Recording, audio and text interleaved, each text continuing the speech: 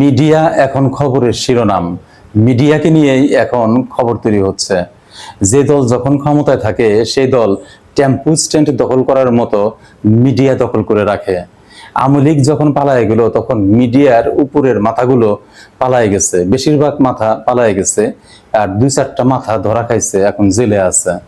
এই যে মাথাগুলো উপর থেকে চলে গেছে সেই জায়গাগুলো খালি নাই, সেখানে আরেকটা দল দখল করছে সেই জায়গাগুলো, উপরের মাথাগুলো দখল করে তারা বসছে, বসে কিন্তু চুপচাপ বসে নাই, তারা ওখানে বসে কাজ করতেছে, গুজব ছড়াচ্ছে, তাদের সুবিধা মতো খবর তৈরি করতেছে, হেডলাইন তৈরি করতেছে, তারা বুলেটিন তৈরি করতেছে, মিথ্যা খবর তারা তৈরি করতেছে, যাকে খুশি তাকে সেখানে অপদস্থ করার চেষ্টা করতেছে।